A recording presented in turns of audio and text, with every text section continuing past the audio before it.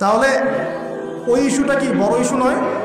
শেষ জামানার হাদিসগুলো পড়ে দেখেন, শেষ জামানার সবচেয়ে ইম্পর্টেন্ট জায়গা হচ্ছে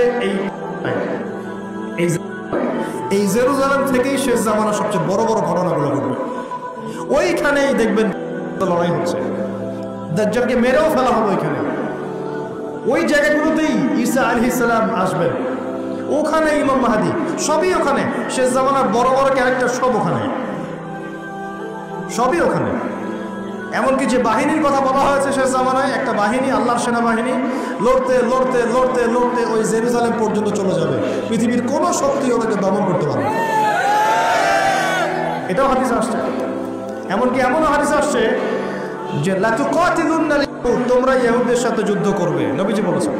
এমনকি কোনো যদি ওদের কোনো যোদ্ধা যদি এই পাথরের বা গাছের পিছনে গিয়ে লুকায়, এই গাছ এবং পাথর কথা বলা শুরু করবে, যে কোনো আলেমকে জিজ্ঞাসা করে হাদিসটা বলে দিবে, গাছ এবং পাথর কথা বলা শুরু করবে, ইয়া মুসলিম, হে মুসলিম, হে মুসলিম সৈন্য, ইন্না ওয়ারা'আল ইয়াহুদ তাআল ফাকতুলহু, আমার পিছনে একজন লুকিয়ে আছে, আসো ওকে হত্যা করে যাও। গাছ এবং পাথর কথা বলবে। গাছ পাথর কেন কথা বলবে? কারণ আল্লাহ পাকের জড়বস্তু দীর্ঘদিন ধরে এদের জুলুম দেখতে দেখতে অতিষ্ঠ হয়ে যাবে। ওয়ার্ল্ডের যে বড় বড় ইস্যু, তার মধ্যে এটা একটা ইস্যু ছিল, এখন চলছে। এখন ওরা কি বলেছে জানেন? ওদের গভর্নমেন্ট কি বলেছে? তার আগে বলি, ওই জায়গাটাকে মুসলিমদের না অমুসলিমদের? ওই জায়গাটা কাদের? উমর রাদিয়াল্লাহু আনহু ওই জায়গা বিজয় করেন নাই? সালাহউদ্দিন আইয়ুবী রাহিমাহুল্লাহ বিজয় করেন নাই? ওই জায়গায় মুসলিমরা প্রায় 1200-1300 বছর থেকে ছিল না? ওইখানে আমাদের বাড়িঘর থেকে মুসলিমদেরকে দূর দূর করে তাড়িয়ে দেওয়া হচ্ছে কেন? আর কারা তাড়িয়ে দিচ্ছে? কাদের ক্ষমতায়? এই বিষয়গুলো নিয়ে ভাবতে হবে না? পড়াশোনা করতে হবে না? প্রথম বিশ্বযুদ্ধের আগ পর্যন্ত ওই জায়গাটা আমাদেরই ছিল। প্রথম বিশ্বযুদ্ধ হয়েছে 1914 থেকে 18 সালের মধ্যে। 1914 থেকে 18, এই যে এখন চলছে কত, 2023, এই যে 100 বছর হয়ে গেল। এই প্রথম বিশ্বযুদ্ধের সময় ব্রিটেন, নাম শুনে না? ব্রিটিশরা এই যে আমাদের সাবকন্টিনেন্টে 200 বছর শাসন করেছিল। ইতিহাস পড়েন নাই? ইতিহাস পড়বেন কি? এখন তো ওই নীল বিদ্রোহের ইতিহাস নাই, হাজী শরীয়তুল্লাহর নামই নাই, তিতুমিরের নামও নাই, ফরাইজি আন্দোলনের নামই নাই।